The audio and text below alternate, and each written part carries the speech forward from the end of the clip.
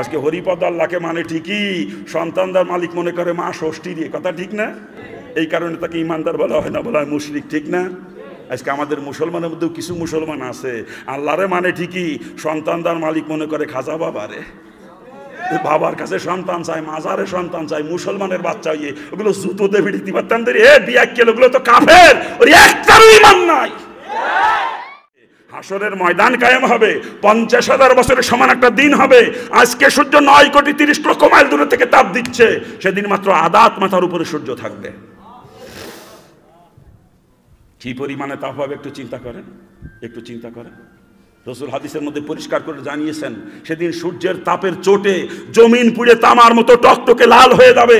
সূর্যের তাপে মানুষের মাথার খুলিগুলো টাস টাস করে বাস্ট হতে থাকবে, মাথার মগজগুলো ভাতের মতো উতলায় উতলায় পড়তে থাকবে। এত ভয়াবহ অবস্থা হাসরের ময়দানে। দেশে শতকরা 92 জন মুসলমান, কোটি কোটি আলেম যাই দেশে।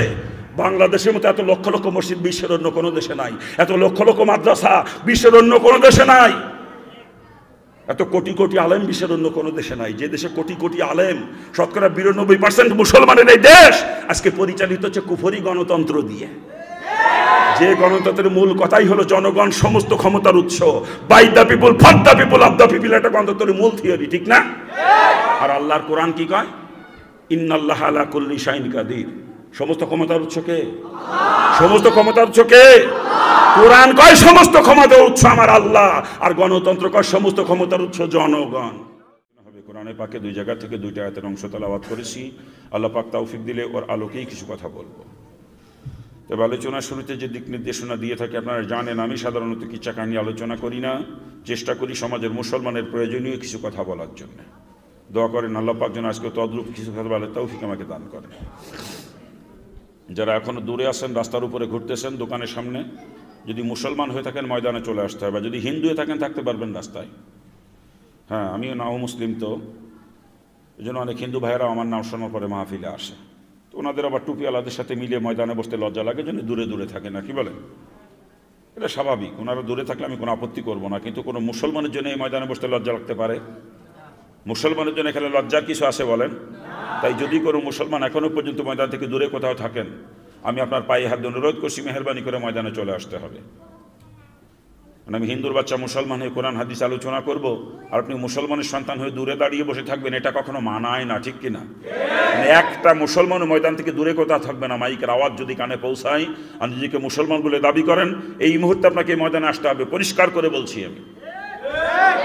চলে আসবেন, সেই এলাকার কোনো মুসলমান দূরে থাকবে না, বিশ্বাস আমার আছে, কি বলেন আপনারা? আমি হিন্দুর বাচ্চা মুসলমান হয়ে কোরআন হাদিস আলোচনা করব, আর মুসলমান ঘরে বসে বউ নিয়ে মজা মারবে, রাস্তার উপরে চার দোকানের সামনে আড্ডা মারবে, এটা কখনো সম্ভব না, কি বলেন?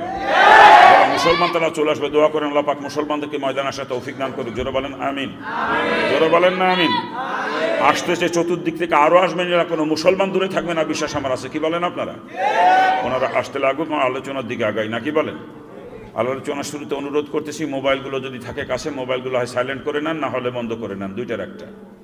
না আপনার মোবাইলে রিং আসলে রিংটোনের শব্দ আপনার আশপাশে যারা আছে তাদের ওয়াশনায় ব্যাঘাত ঘটবে, যে এতে আপনি গুনাহগার হয়ে যাবেন। দেখেন কোন অবস্থা আছে, আপনার ফোনটা দেখে নেন, সকলে দেখে নেন, প্রত্যেকে যাদের ফোন দেখে নেন, কোনো ফোনে রিংটোন চালু থাকবে না, দেখে নেন। আলহামদুলিল্লাহ। মাঝে মাঝে ফাঁকা আছে, ফাঁকাগুলো পূরণ করে আগায় বসেন, লোক আসতেছে, জায়গা হবে না, আগান আগান আগান আগান। অনেকের সামনে এখনো ফাঁকা, আগান। দিনই মজমায় গায়ে গায়ে মিলে বসা সুন্নাত। একটা সুন্নাতের দাম কত আমরা জানি না। এই দুনিয়া কোটিবার বিক্রি করে দিলে যে অর্থ হবে, সমস্ত অর্থ সদকা করে দিলে যে নেকি হবে, তার থেকে একটা সুন্নাতের দাম অনেক বেশি। আগান, সুন্নাতের মহব্বত আগায় গায়ে গায়ে মিলে বসেন, আগান আগান আগান। অনেকের সামনে ফাঁকা, আগান না, মেহরবানি করে আগান। ফাঁকাগুলো পূরণ করে গায়ে গায়ে মিলিয়ে বসেন সুন্নাতের আমলের নিয়েতে। সুন্নাত তরিকা ব্যতীত কোনো আমলই আল্লাহ পাকের দরবারে গ্রহণযোগ্য নয়। কোনো আমলই সুন্নাত তরিকার খেলাফ হলে আল্লাহ তাআলা কবুল করেন না। আমরা যে ওয়াজ শুনতে আসছি, কষ্ট করে ওয়াজ শুনবো, এটা যে আল্লাহ দরবারে কবুল হোক, চাই না আমরা? কি বলেন? কি আমরা চাই না? কারা কারা চান একটু হাত তোলেন তো, যে আমার ওয়াজ শোনা আল্লাহ কবুল করুক। আলহামদুলিল্লাহ, আল্লাহ পাক সকলকে কবুল করুক, জোরে বলেন আমিন। আল্লাহ পাকের দরবারে কবুল হওয়ার পূর্ব শর্ত সুন্নাত তরিকায় হওয়া, কথা ঠিক? নামান, হাত নামান। আল্লাহ পাকের দরবারে কবুল হওয়ার পূর্ব শর্ত সুন্নাত তরিকায় হওয়া, কথা ঠিক না? সুন্নাত তরিকা ব্যতীত কোনো কিছু আল্লাহ তাআলা কবুল করেন না, কথা ঠিক কিনা? আপনি যে বসে ওয়াজ শুনতেছেন, এটা সুন্নাত তরিকা যদি না হয় আল্লাহ পাকের দরবারে কবুল হবে না। মানে সুন্নাত তরিকা আগে আগে মিলে বসতে হবে, কারোর সামনে কোনো ফাঁকা থাকলে চলবে না। আগান, মেহরবানি করে আগান। ওই যে ভাইজান দূরে বসে আছেন, আপনি আগায় মিলিয়ে বসেন। আগান আগান আগান আগান। আলহামদুলিল্লাহ, আল্লাহ পাক সকলকে বোঝার তৌফিক দান করুন। জোরে বলেন না আমি কালামে পাকে দুই জায়গা থেকে দুইটা আয়াতের অংশ তেলাওয়াত করেছি আপনাদের সামনে। প্রথমেই তেলাওয়াত করেছি, আল্লাহ পাক পরিষ্কার করে জানিয়েছেন কুল্লু নাফসিন যায়িকাতুল মাউত, সকলকে মৃত্যু স্বাদ গ্রহণ করা লাগবে, ঠিক কিনা? মরা যে লাগবে কোনো সন্দেহ আছে? কোরআনে পাকের ৬,৬৬৬ খানা আয়াত, এর ভিতর কেউ যদি ৬,৬৬৫ খানা আয়াতকে অস্বীকার করে, এই এক টুকরা আয়াত অস্বীকার করার ক্ষমতা দুনিয়ার কারো নাই, ঠিক না? একজন নাস্তিকের বাচ্চা নাস্তিক বদমাইশ আমার আল্লাহকে আল্লাহ বলে মানে না, আমার রসুলকে নবী বলে স্বীকার করে না, দিন মানে না, ধর্ম মানে না, কোরআনে কারীম বিশ্বাস করে না, ওই নাস্তিক বদমাইশকে জিজ্ঞেস করেন মরা লাগবে কি না, কি জবাব দিবে? মরতে যাওয়াবে, এতে কোনো সন্দেহ নাই, মরা যখন লাগবেই। মৃত্যুরা থেকে যেহেতু কোনো নিস্তার নাই, আমার আল্লাহও ডাক দিয়ে কয় লা তামুতুন্না ইল্লা ওয়া আনতুম মুসলিমুন, যতক্ষণ তুমি মুসলমান না হও ততক্ষণ পর্যন্ত মৃত্যুবরণ করো না। কে বললেন? কে বললেন? কি বললেন? মুসলমান না হয়ে মরি না। কেন বললেন? মানে জান্নাতে যাবে একমাত্র মুসলমান, আর কেউ কিন্তু জান্নাতে যাবে না। আমার আল্লাহ জান্নাত তৈরি করেছিল মুসলমানের জন্য, আর কারো জন্য নয়। ওখানে আর কারো কোনো অধিকার নাই, ওটা একমাত্র মুসলমানের সম্পদ, ঠিক কিনা? জোরে বলেন। ইহা থেকে কোনো ইমানদারও মুসলমান না হওয়া পর্যন্ত জান্নাতে যাইতে পারবে না। মুসলমান না হওয়া পর্যন্ত ইমানদারের জন্য জান্নাত হারাম, একমাত্র মুসলমান যাবে জান্নাতে, আর কেউ না। কথা ঠিক কিনা? অনেকের মনে প্রশ্ন আসতে পারে, হুজুর কইল কি ইমানদারের জন্য জান্নাত হারাম? হ্যাঁ বাজান, মুসলমান না হওয়া পর্যন্ত ইমানদারের জন্য জান্নাত হারাম। যে ইমানদার মুসলমান হয়ে দুনিয়া থেকে বিদায় নিতে পারবে, সে সরাসরি জান্নাতে যাবে। চিৎকার দিয়ে বলেন আলহামদুলিল্লাহ।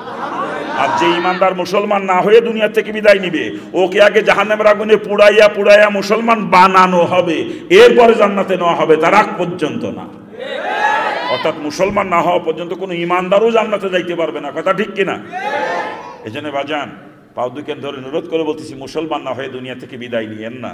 মুসলমান না হয়ে যদি বিদায় নেন, বড় মুসিবত, বড় মুসিবত, বড় মুসিবত। তবে ইমানদার চির জাহান্নামী হবে না।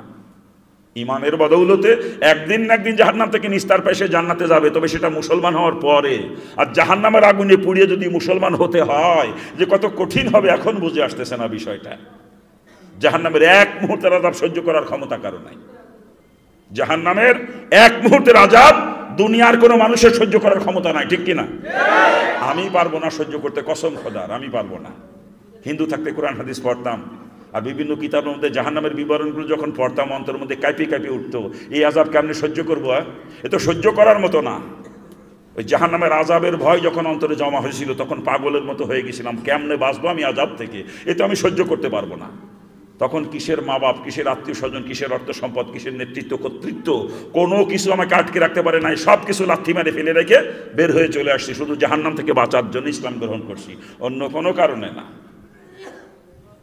জাহান্নামের ভয়তে মুসলমান হয়েছি, অন্য কোনো কারণ না বাজান। আর ওই জাহান্নামের আগুনে পুড়িয়ে পুড়িয়ে যদি মুসলমান হতে হয়, যে কত কঠিন হবে এখন বুঝে আসতেছে না। পাও ধরেছি, মুসলমান না হয়ে কেউ দুনিয়া থেকে বিদায় নিয়েন না। আমার আল্লাহ এই কারণে মুসলমান না হয়ে মরতে নিষেধ করেছেন। মুসলমান না হয়ে মরলে খবর আছে, জাহান্নামে যাওয়া লাগবে। কি বলেন? হ্যাঁ, আল্লাহ পাক সকলকে খাঁটি মুসলমান হয়ে দুনিয়া থেকে বিদায় নেওয়ার তৌফিক দান করুক। জোরে বলেন আমিন। জোরে বলেন না আমিন। আর আমার আল্লাহ ইমানদারকে ডাক দিয়েই বলতেছে মুসলমান না হয়ে মরে না। ইয়া আইয়ুহাল্লাযীনা আমানু, হে ইমানদারের গোষ্ঠী, ইত্তাকুল্লাহ, আমি আল্লাহকে ভয় করো, হাক্কা তুকাতিহি, ঠিক যেরকম ভয় করা দরকার। এরপরেই বলতেছেন ওয়ালা তামুতুন্না ইল্লা ওয়া আনতুম মুসলিমুন, যতক্ষণ তুমি মুসলমান না হও ততক্ষণ পর্যন্ত মৃত্যুবরণ করো না। তাহলে কাকে মুসলমান না হয়ে মরতে নিষেধ করলেন আল্লাহ? ইমানদারকে। এ কথা দ্বারা আমার বুঝে এতটুকু আসছে যে ইমানদার আর মুসলমানের মাঝে মনে হয় কিছু পার্থক্য আছে। কি বলেন আপনারা? যদি পার্থক্য নাই থাকবে, আল্লাহ পাক কেন ইমানদারকে মুসলমান হতে বলবেন? ঠিক না? নিশ্চয়ই পার্থক্য আছে। পার্থক্য কি? ইমানদার কাকে বলে আর মুসলমান কাকে বলে, এ সম্পর্কে সংক্ষিপ্ত আলোচনা হবে। দোয়া করেন আল্লাহ পাক যেন তৌফিক দান করে। ইমানদারকে, ইমান কি জিনিস আমার আল্লাহ কোরআনে পাকে পরিষ্কার করে জানিয়েছেন। আল্লাযীনা বিল গায়ব, গায়েবকে বিশ্বাস করে নাম হচ্ছে ইমান। আর ইমানের সর্বপ্রথম দাবি হলো আমানতু বিল্লাহ, আল্লাহর প্রতি বিশ্বাস স্থাপন করা ইমানের সর্বপ্রথম দাবি। ঠিক না? এই আল্লাহকে কে কবার দেখছেন একটু বলেন তো? দেখছেন কেউ কোনোদিন? আমার আল্লাহ নিজেই গায়েবে, আর গায়েবের আল্লাহকে বিশ্বাস করা ইমানের সর্বপ্রথম দাবি। বিশ্বাস করেন আপনারা? আল্লাহকে বিশ্বাস করেন? কেমন বিশ্বাস? হরিপদর মতো? হরিপদও কিন্তু বিশ্বাস করে আল্লাহ একজন আছে, যদিও আল্লাহ কনা ভগবান, কিন্তু বিশ্বাস করে একজন আছে, করে না? সাথে সাথে 33 কোটি দেবতার পূজা করে। আল্লাহ যে গুণ, আল্লাহ যে ক্ষমতা, ওইগুলো আর একজনের মধ্যে দেখে, অর্থাৎ আল্লাহর সঙ্গে শরিক করে বিধায় তাদেরকে ইমানদার বলা হয় না, বলা হয় মুশরিক। ঠিক না? যেমন হরিপদ আল্লাহকে মানে ঠিকই, তো রিজিকের মালিক মনে করে লক্ষ্মী রে, কি ঠিক না? আচ্ছা আপনারাই বলেন, লক্ষ্মী যদি রিজিকের মালিক হয়ে থাকবে তাহলে তো মুসলমান সব না খেয়ে মরার কথা ছিল, কারণ মুসলমান লক্ষ্মী পূজা করে না। কি আপনাকে এলাকায় করে না? কি আপনাকে এলাকায় করে? তো মুসলমানদের ভিতরে ধনী মানুষ নাই? কি শিল্পপতি নাই? কোটিপতি নাই? আবার যারা লক্ষ্মীর পূজা করে তাদের ভিতরে পরের ক্ষেত্রে কামলাগিরি করে এরকম লোক নাই? ভিক্ষা করে খায় এরকম লোক নাই? তাহলে বুঝতে হবে লক্ষ্মী রিজিকের মালিক না। লক্ষ্মী যদি রিজিকের মালিক হতো, যে তার পূজা করে না তাকে কখনো রিজিক দিত না, আর যে তার পূজা করে তাকে অভাবে রাখতো না। ঠিক না? কি জোরে বলেন? ভালো করে বুঝতে হবে হরিপদ আল্লাহকে মানে ঠিকই, কিন্তু বিদ্যা বুদ্ধির মালিক মনে করে সরস্বতী রে, নাকি কান? আপনারাই বলেন, সরস্বতী যদি বিদ্যা বুদ্ধির মালিক হয়ে থাকবে তাহলে তো মুসলমান সব মূর্খ থাকার কথা ছিল। মুসলমান তো সরস্বতী পূজা করে না। কি কথা ঠিক না? জোরে বলেন। তা মুসলমানদের মধ্যে শিক্ষিত মানুষ নাই? কি বিএ পাস এমএ পাস নাই? ডাক্তার ইঞ্জিনিয়ার নাই? উকিল ব্যারিস্টার নাই? কি মুফতি মুহাদ্দিস নাই? আবার যারা সরস্বতীর পূজা করে ওদের ভিতরে ক লিখতে গেলে কলম ভাঙে এরকম লোক নাই? তাহলে বুঝতে হবে সরস্বতী ও বিদ্যা বুদ্ধির মালিক না। কথা ঠিক কিনা? ভালো করে বুঝতে হবে হরিপদ আল্লাহকে মানে ঠিকই, তো সন্তান দর মালিক মনে করে মা ষষ্ঠী। কি হিন্দুরা ষষ্ঠী পূজা করে জানেন তো আপনারা? কেন করে এটা অনেকেই জানেন না। ওরা মা ষষ্ঠীকে সন্তান দর মালিক মনে করে, যেন ষষ্ঠী পূজা করে মা ষষ্ঠীর কাছে সন্তান প্রার্থনা করে। যেন দেখবেন কোনো হিন্দু নারী যখন গর্ভবতী হয় ওরা একটা কথা বলে, মা ষষ্ঠীর কৃপা হয়েছে। কি বলে? মা ষষ্ঠীর কৃপা হয়েছে, মা ষষ্ঠী দয়া করে পেটের মধ্যে সন্তান দোষে। জোরে কর নাউজুবিল্লাহ। আপনারাই বলেন, সন্তান দর মালিক যদি মা ষষ্ঠী হয়ে থাকবে তো মুসলমানদের সন্তান হওয়ার কথা ছিল না। ঠিক না? কি জোরে বলেন? তো মুসলমানদের সন্তান হয় না? কি আপনারা কি বলেন, মুসলমানদের সন্তান হয় না? এমন মুসলমানের সঙ্গে এক দস্তরখানা খানা খাইছি যার 22টা সন্তান। 22 সন্তানের পিতার সাথে এক দস্তরখানা খানা খাওয়ার সৌভাগ্য হয়েছে আমার। আবার যারা ষষ্ঠী পূজা করে ওদের ভিতরে নিঃসন্তান নাই? কি নিঃসন্তান নাই? তাহলে বুঝতে হবে মা ষষ্ঠী ও সন্তান দেওয়ার মালিক না। কথা ঠিক কিনা? ভালো করে বুঝেন, রিজিকের মালিক লক্ষ্মী না, বিদ্যা বুদ্ধির মালিক সরস্বতী না, সন্তান দেওয়ার মালিক মা ষষ্ঠী না, সব কিছুর মালিক আমার মাওলা। আমার আল্লাহ সর্বময় ক্ষমতার অধিকারী, সর্বগুণে গুণান্বিত। এই কথার একিন 100 ভাগের 100 ভাগ অন্তরে জায়গা দিতে হবে। এর নাম হচ্ছে ঈমান।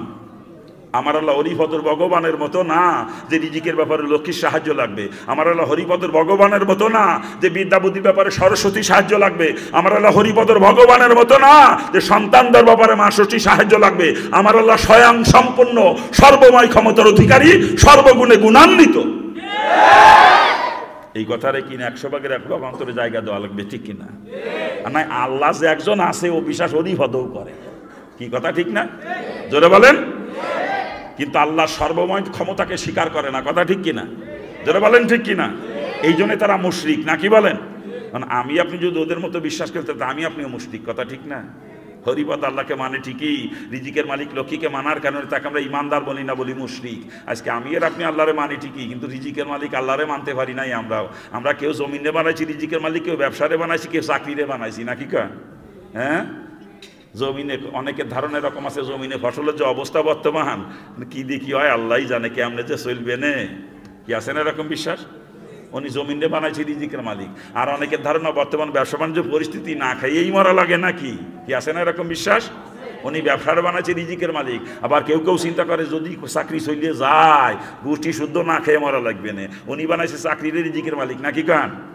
ভাজান হরিপদ আল্লাহরে মানে ঠিকই, রিজিকের মালিক লক্ষ্মীকে মানার কারণে যদি সে মুশরিক হয়ে থাকে, আমি আপনি আল্লাহকে মানি ঠিকই, রিজিকের মালিক বানাইছি জমিন রে, ব্যবসা রে, চাকরি রে।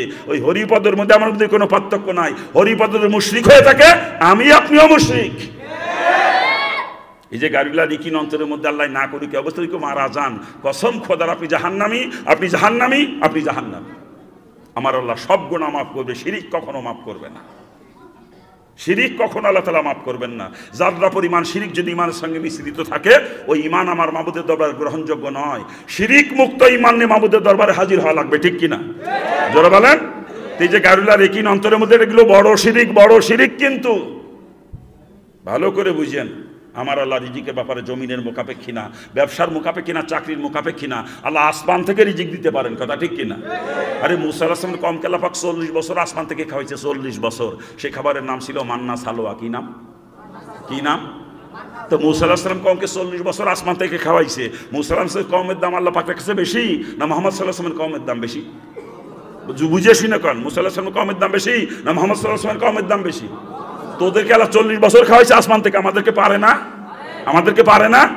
আমাদের সেই ইকিন আল্লাহ পাকের জাতের উপরে নাই, আমাদের কিন আসবাবের প্রতি, গায়রুল্লাহর প্রতি আমাদের ইকিন।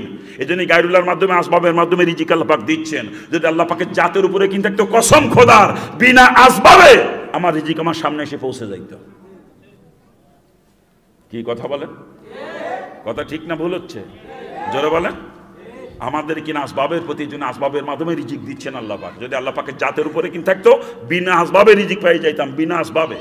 আল্লাহ পাকের প্রতি বান্দাবান্দি যেরকম ধারণা পোষণ করে, আল্লাহ পাক বান্দাবান্দির সাথে সেরকম মুআমালা করে, ঠিক না?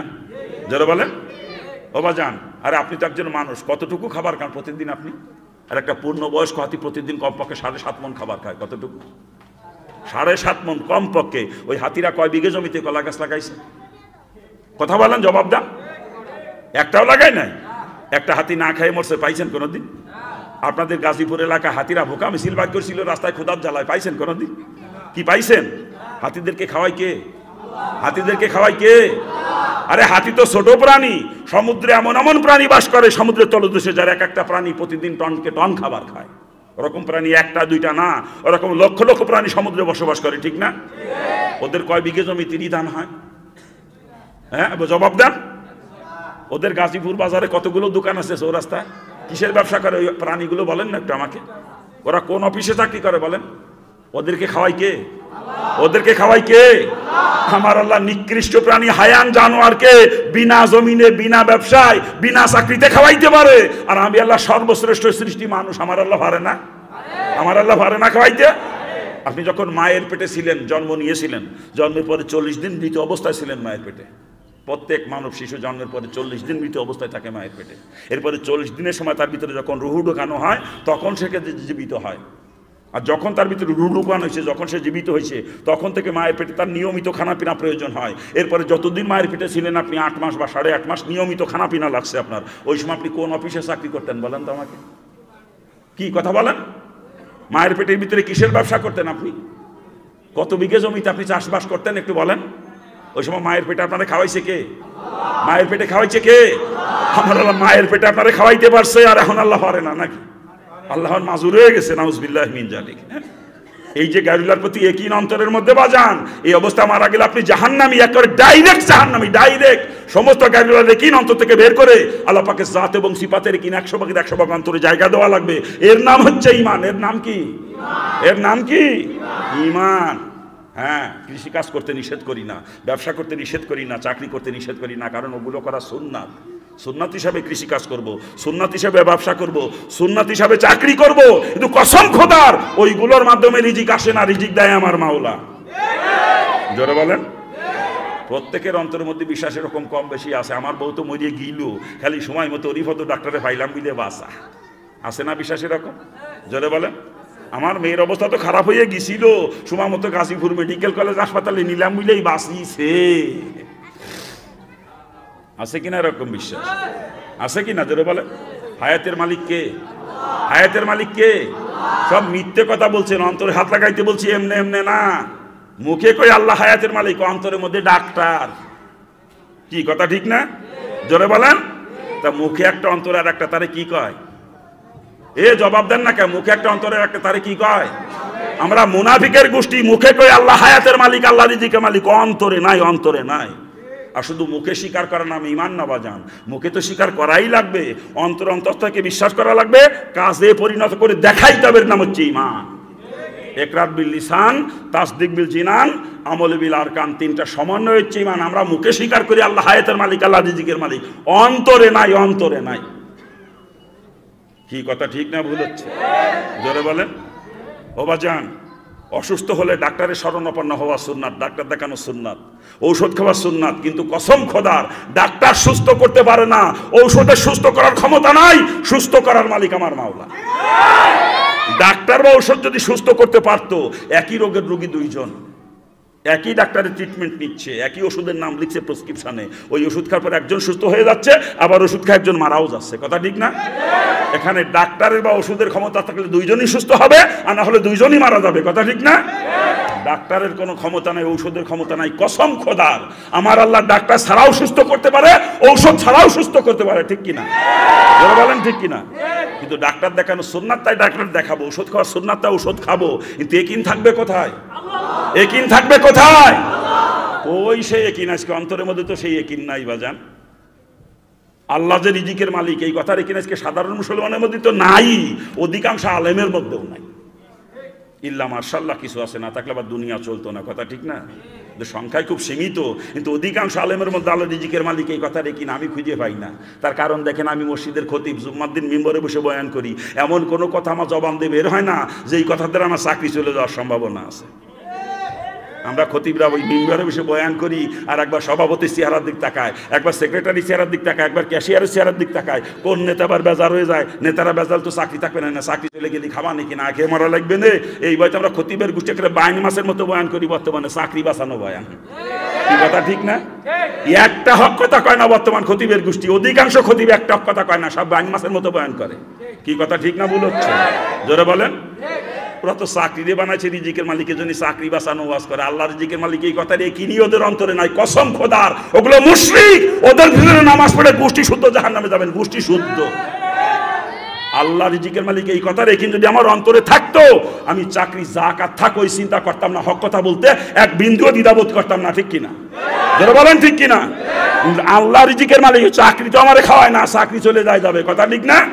কিন্তু আমরা খতিবের গুটি চাকরি বাঁচানো ওয়াজ করি। এই যে আইনুদ্দিনের গজল মনে পড়ে যায়, চাকরির ভয় করো যদি ছেড়ে দাও ওই না গদি, বিয়া কেলে গুছি গদি এক একান দখল বই রয়েছে, খতিব সাজিয়ে বসে রয়েছে, খতিব সাজিয়ে গদি দখল করে বই রয়েছে, একটা হক কথা কয় না। এ বিয়াক্কেল, তুই না একজন আলেম? বিয়াক্কেল, তোর নবী কি বলছে? ইন্নাল উলামা ওয়ারাসাতুল আম্বিয়া, নিশ্চয়ই আলেম নবীর ওয়ারিস। বিয়াক্কেল তো নবী কবে হক কথা বলতে দ্বিধাবোধ করছে? বিয়াক্কেল, তুই নিজেকে আলেম বলে পরিচয় দাও, নবীর ওয়ারিস দাবি করো, আর হক কথা কইতে ঠ্যাং কাঁপে, তোর গুলি করে মারা দরকার। এগুলো আলেম নামের কলঙ্ক, আলেম নামের কলঙ্ক। এই মুশরিকের গোষ্ঠী বিদায় করেন মসজিদ থেকে, ওদের ভিতরে নামাজ পড়ে গোষ্ঠী শুদ্ধ জাহান্নামে যাবেন, গোষ্ঠী শুদ্ধ। আল্লাহর রিজিকের মালিক এই কথার একই নিয়র অন্তরে তো মুশরিক। ও চাকরিতে বানাইছে রিজিকের মালিক, ওর পিছনে নামাজ পড়ে গোষ্ঠী শুদ্ধ জাহান্নামে যাবেন। ওগুলো বিদায় করেন মসজিদ থেকে, যারা হক কথা বলতে পারে তাদেরকে জায়গা দেন। বিয়াক্কেল আলেম হইছে বিয়াক্কেলের দল, আল্লাহ মাফ করুক, আল্লাহ মাফ। ওলামায়ে কেরাম রাগ করেন না, বড় ব্যথা আমার অন্তরে, বড় ব্যথা। যে দেশে শতকরা 92 জন মুসলমান, কোটি কোটি আলেম, যেই দেশে, বাংলাদেশের মতো এত লক্ষ লক্ষ মসজিদ বিশ্বের অন্য কোনো দেশে নাই, এত লক্ষ লক্ষ মাদ্রাসা বিশ্বের অন্য কোনো দেশে নাই, এত কোটি কোটি আলেম বিশ্বের অন্য কোনো দেশে নাই। যে দেশে কোটি কোটি আলেম, শতকরা 92% মুসলমানের এই দেশ আজকে পরিচালিত হচ্ছে কুফরি গণতন্ত্র দিয়ে। যে গণতন্ত্রের মূল কথাই হলো জনগণ সমস্ত ক্ষমতার উৎস, by the people, for the people, of the people, এটা গণতন্ত্রের মূল থিওরি। ঠিক না? আর আল্লাহর কোরআন কি কয়? ইন্নাল্লাহা আলা কুল্লি শাইইন কাদির। সমস্ত ক্ষমতার উৎস কে? সমস্ত ক্ষমতার উৎস কে? কোরআন কয় সমস্ত ক্ষমতার উৎস আমার আল্লাহ, আর গণতন্ত্র কয় সমস্ত ক্ষমতার উৎস জনগণ। যদি কেউ জনগণকে ক্ষমতার উৎস মনে করে, তার গণতন্ত্র বিশ্বাস করে, তার ঈমান আছে? এটার ঈমান আছে? আল্লাহকে বাদ দিয়ে যদি কেউ জনগণকে ক্ষমতার উৎস মনে করে, কসম খোদার ও কাফের, কসম খোদার। অর্থাৎ গণতন্ত্র যারা বিশ্বাস করে, একটার ঈমান নাই, সব কাফের। ও হাজী সাহেব হইল কাফের, ও মুফতি মুহাদ্দিস হইল কাফের। যদি কোনো পীর সাহেব গণতন্ত্র বিশ্বাস করে, ওই পীর সাহেবও কাফের। মুসলমান কখনো আল্লাহকে বাদে জনগণকে ক্ষমতার উৎস মনে করতে পারে না। ঠিক কিনা? যারা বলেন ঠিক কিনা? আজকে এই কুফরি গণতন্ত্র দিয়ে দেশ চলতেছে, শতকরা 92% মুসলমান দেশ, কোটি কোটি আলেমের দেশ, এই কুফরি গণতন্ত্র দিয়ে চলতেছে। এ দেশের ওলামায়ে কেরাম কি জবাব দিবে কিয়ামতে আল্লাহর কাছে আমার বেরেনে ধরে না। আমি মাঝে মাঝে দোয়া করি, আল্লাহ তুমি আমাদের আলেম সমাজকে আগে হেদায়েত দাও। আমরা আলেমের গোষ্ঠী যদি হেদায়েত পাইতাম, এদেশে 100 বছর আগে ইসলাম কায়েম, 100 বছর আগে। আমরা অধিকাংশ আলেমের গোষ্ঠী হয়েছি বর্তমানে গোল আলু, গোল আলু। গোল আলু চিনেন আপনারা? চিনেন গোল আলু? ও সব জায়গায় খাটে, বত্তায় খাটে, বাজিতে খাটে, সসরিতে খাটে, মাছের মধ্যে খাটে, গোস্তের মধ্যে খাটে, ডাইলের মধ্যে খাটে, খিচুড়ির মধ্যেও খাটে। আমরা অধিকাংশ আলেম হয়েছি বর্তমানে গোল আলু মার্কা। আমরা সুদ করে সাথেও তালে তাল মিলিয়ে চলি, ঘুষ করে সাথেও তালে তাল মিলিয়ে চলি, বদমাইশের সাথেও তালে তাল মিলিয়ে চলি, নাস্তিকের গুঠির সাথেও তালে তাল মিলিয়ে চলি। আল্লাহ পাক আমাদের গোল আলুর গোষ্ঠীর আগে হেদায়েত দান করুক। আরে জোরে কর না আমিন। আমরা আলেমরা হেদায়েত পাইলে দেশে 100 বছর ইসলাম কায়েমে যেত, 100 বছর আগে। ওলামায়ে কেরাম রাগ করেন না, অন্তরে বড় ব্যথা, অন্তরে বড় ব্যথা। আমি হিন্দুর বাচ্চা, আমি বুঝি। আপনি মুসলমান ঘরে জন্মিছেন, তারপরে আপনি আলেম। এ বিয়াক্কেল, হক কথা কইতে বুক কাঁপে। তুই কি এর আলেম রে? এই তুই কি এর আলেম? তুই হক কথা বলতে পারে না, কি এর আলেম? তোকে রসুল বলছে তুই বোবা শয়তান। রসুলের পরিষ্কার হাদিস জানিয়ে শুনে যে হক কথা বলে না, ওটা বোবা শয়তান। আর কোন বোবা শয়তানের পিছনে নামাজ? যারা হক কথা কয় না, ওগুলো বোবা শয়তান। রসুল বলছে, আমি বলি না, আমার রসুল বলছেন। ওদেরকে ঘাট ধাক্কা দিয়ে মসজিদ থেকে বের করে যারা হক কথা বলতে পারে তাদেরকে জায়গা দেন। বিয়াক্কেল, তুই একজন আলেম, তুই একজন আলেম। তোর চিন্তা করার দরকার, আমি একজন আলেম। একজন আলেমের ইমানি দায়িত্ব কোরআন শোনার আলোকে হক কথা বলা, ঠিক কিনা? যারা বলেন আলেমের ইমানি দায়িত্ব কোরআন শোনার আলোকে হক কথা বলা। তুই একজন আলেম, তুই হক কথা বল। চাকরি চলে যায় যাবে, কসম খোদার, ওই চাকরি তোরে খাওয়ায় না, তোর রিজিকের জিম্মাদার আমার মাওলা। আমার মাওলা তোরে দুনিয়ায় পাঠানোর আগে তোর রিজিকের ব্যবস্থা করছে। তুই ভূমিষ্ঠ হয়ে কি খাবি? তোর মার বুকের মধ্যে দুধের নহর জারি করে দিয়েছে আমার মাওলা। তুই দুনিয়ায় ভূমিষ্ঠ হয়ে কি খাবি আমার মাওলা সে চিন্তা করছে আগে। তো রিজিকের জিম্মাদার আমার মাওলা, কসম খোদার, রিজিকের ব্যাপারে আল্লাহ পাক ওয়াদাবদ্ধ, কথা ঠিক কিনা? তুই হক কথা বল, চাকরি চলে যায় যাবে, আমার আল্লাহ তোকে না খাওয়ায় রাখবে না। আমার আল্লাহ তো রিজিকের ব্যাপারে ওয়াদাবদ্ধ, কসম খোদার। আমার আল্লাহ ওয়াদা খেলাপকারী নন, আমার আল্লাহ কখনো ওয়াদা খেলাপ করে না। তুই তোর ইমানি দায়িত্ব পালন কর, আমার আল্লাহ তার ওয়াদার ব্যাপারে সজাগ। একে চাকরি যাওয়ার হয়তো হক কথা কেনা বিয়াক্কেলের গোষ্ঠী। এই কয়জন খেদাবে ইমাম? মসজিদ কমিটি এলারা কয়জন খেদাবে? আজকে আমি হক কথা বলে আমারে খেদা দেবে দিক, কালকে আর ইমাম আসবে সেও যদি হক কথা বলে তারে খেদাই দেবে দিক, পরশু আর ইমাম আসবে সেও যদি হক কথা বলে খেদাই দেবে দিক। এভাবে ইমাম খেদাইতে খেদাইতে দেখবেন ওই মসজিদ কমিটির লোকজন নামাজ পড়ানোর লোক তো দূরের কথা, ওদের বাপ মা মরে গেলে জানাজা পড়ানোর লোক তালাশ করে পাবে না। তখন এসে তোর পাও ধরবে রে বিয়াক্কেল, তোর পাও ধরবে। আজকে তো তুই ওকে পাও চাটো। এই তুই তো গোলাম, কমিটির গোলাম, বদমাশ। তুই তো আল্লাহর গোলাম না রে, তুই তো কমিটির গোলাম। হ্যাঁ, তুই কমিটির গোলামি করতে করতে ওকে পাও টিপতে টিপতে এমন পর্যায়ে নিয়ে ওকে পৌঁছাইছো। এখন ওরা চিন্তা করে আমরা 3টে হাতি তাই খাই তো হুজুর বাবা আছে, এই জন্যই তোরা দাম দেয় না। তুই যদি আলেমের জায়গায় ঠিক থাকতি, তোর জায়গায় ঠিক থাকতি, ওরা তোর পাও টিপতো। ইমাম মানে হলো নেতা। ইমাম মানে কি? নেতা। ইমামের কথায় মসজিদের মুসল্লিরা উঠবে আর বসবে। যত বড় নাপিতের বাচ্চা নাপিত হোক না, হতে পারে প্রেসিডেন্ট, প্রধানমন্ত্রী বা অন্য কোনো মন্ত্রী বা কোনো এমপি, ডিসি, এসপি, ওসি যেই হোক না কেন, ইমামের উপর কথা বলার এখতিয়ার শরীয়ত কাউকে দেয় নাই। ইমামের কথায় মুসল্লিরা উঠবে আর উঠবে, যত বড় নাপিতের বাচ্চা নাপিত হোক না। কথা ঠিক কিনা? যারা বলেন ঠিক কিনা? আর তুই ওকে ফাউটবো বিয়াক্কেল, তুই তো কমিটির গোলাম রে বদমাই। সেই ইমামতি করতে আইছো বিয়াক্কেল, তোর ইমামতি করার এখতিয়ার দিল কে? তুই তো কমিটির গোলাম, তুই তো ইমাম না। আল্লাহ পাক আমাদের আলেম সমাজকে আগে হেদায়েত দান করুক। অন্তরে বড় ব্যথা, আজকে আলেমদের অবস্থা দেখে বড় কষ্ট লাগে, বড় কষ্ট লাগে। ওলামায়ে কেরাম সজাগ হন, হক কথা বলেন, হক কথা বলেন। চাকরিরে ভয় পায় না, চাকরি আপনারে খাওয়ায় না। চাকরিরে ভয় পায় না, আরে যেই চাকরি করতে যে হক কথা বলা যায় না, ওই চাকরি করাই তো হারাম। ওই চাকরিতে লাথি মারা ফরজ।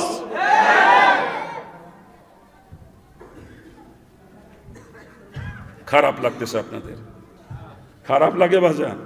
খারাপ লাগারই কথা, কিন্তু আমার অন্তরে বড় ব্যথা, অন্তর ব্যথা প্রকাশ করতেছি আপনাদের মাঝে। আমরা ওলামায়ে কেরাম কোথায় আজকে? কোথায় আজকে ওলামায়ে কেরাম? একটা হক কথা কয় না আমরা, যদি জেলে যাওয়া লাগে। আরে তোর মতো সুনুপুটি বাইরে থেকে লাভ ডাকি রে। যারা জাতির কর্ণধার, যারা দিক নির্দেশনা দিবে জাতিকে, তারা যদি আটকা থাকে, তুই বাইরে থেকে লাভ ডাকি, তোর মতো সুনুপুটি লাভ ডাকি বাইরে থেকে। তুই বাইন মাসের মতো বয়ান করো, জেলে যাওয়ার বইতে, মার খাওয়ার বইতে। বিয়াক্কেল,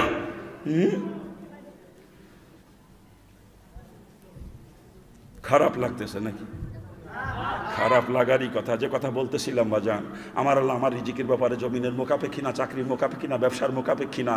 আল্লাহ পাক আসমান থেকে রিজিকের ফয়সালা করেন, কথা ঠিক কিনা? যারা বলেন ঠিক কিনা?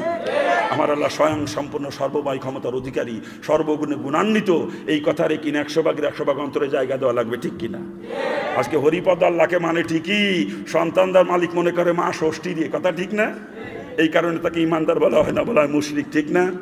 আজকে আমাদের মুসলমানের মধ্যেও কিছু মুসলমান আছে আল্লাহরে মানে ঠিকই, সন্তানদার মালিক মনে করে খাজা বাবারে, বাবার কাছে সন্তান চায়, মাজারে সন্তান চায়, মুসলমানের বাচ্চা ইয়ে, ওগুলো জুতোতে ভিড়িতে পারতাম বিয়া কেল, ওগুলো তো কাফের, ওর একটারও ইমান নাই। হরিপদ মুশরিক হলে ওগুলো মুশরিক। হরিপদ মা ষষ্ঠীর কাছে সন্তান চায়, আর বদমাইশ বাবার কাছে সন্তান চায়, খাজা বাবার কাছে। এ তোর বাবারে সন্তান দিছে কি ডারে? এ তোর বাবারে সন্তান দিছে কি ডারে? বিয়া কেল, তোর বাবারে কিনা দিল সন্তান? তুই আমার আল্লাহরে বাদ দিয়ে বাবার কাছে চাও বিয়া কেল, কপাল ভুড়া কোথাকার। কিছু আছে হরিপদের মতো, হরিপদ মা ষষ্ঠীর কাছে সন্তান চায়, আর ওরা বাবার কাছে বাবা একটা সন্তান দাও, বাবা একটা সন্তান দাও। মাজারে যে বাবার কাছে, মাজারের মরিয়ে গেছে যে এই বাবা, হ্যার কাছেও যাই চাই সন্তান। যে মরিয়ে গেছে কোনো দেওয়ার ক্ষমতা আছে ওর? ওরে দেয় কিনা? এখন তো আমাদের মুখাপেক্ষী, আমরা সূরা ফাতিহা পড়ে সূরা ইখলাস পড়ে দোয়া করবো, সেই সওয়াবও পাবে। কি কথা ঠিক না? এখন আমরা যারা জীবিত, আমাদের মুখাপেক্ষী যে কবরে চলে গেছে, আমাদের মুখাপেক্ষী, সে দুনিয়ায় থাকতে যত বড় বুজুর্গই থাক না কে, এখন তার কোনো পাওয়ার নাই।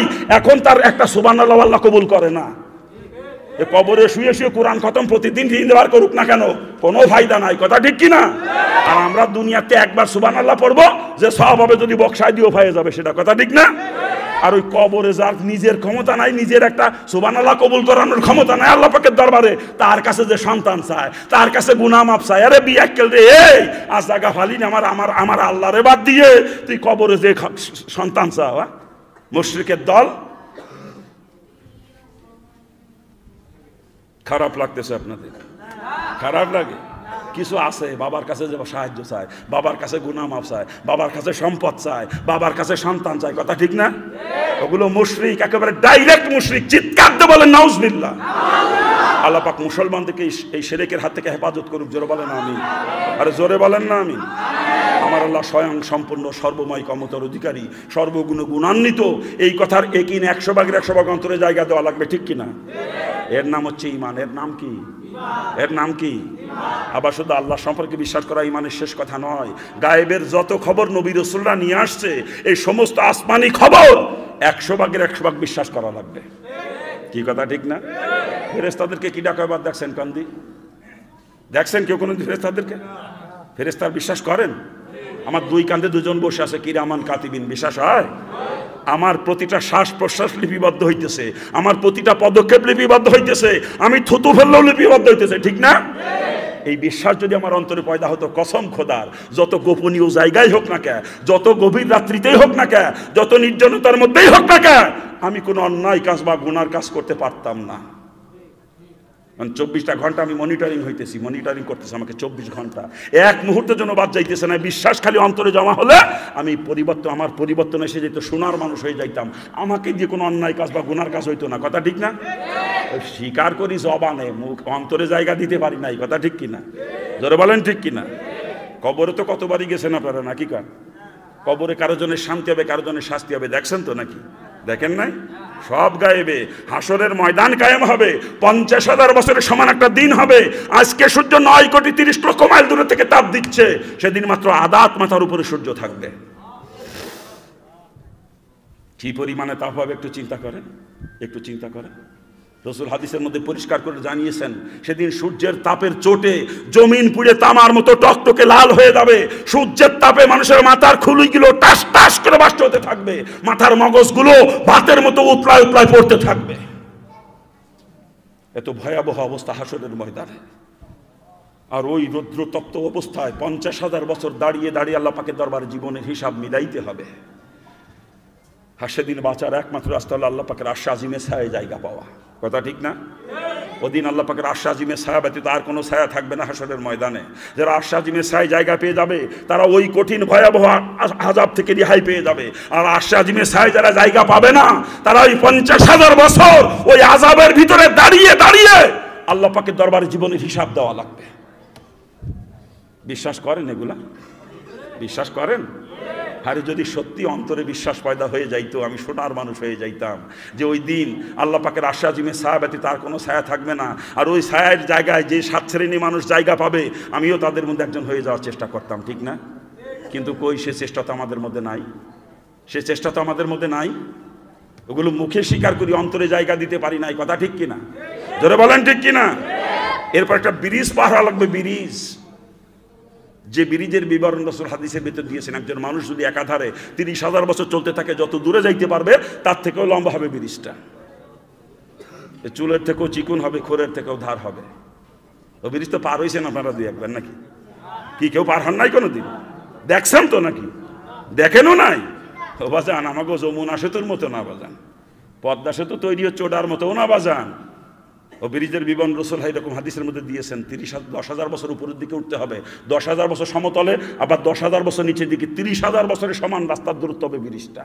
চুলের থেকেও চিকুন, খুরের থেকেও ধার। ব্রিজের পাশে কোনো ধরনী দেওয়া নাই যে ধরে ধরে পার হবেন, এরকম কোনো ব্যবস্থা নাই। আবার জায়গাটার বিবরণ রাসূল দিয়েছেন, জায়গাটা হবে অমাবস্যা রাত্রি থেকে বেশি অন্ধকার আচ্ছন্ন। একটু চিন্তা করেন তো বিষয়টা নিয়ে, একটু চিন্তা করেন।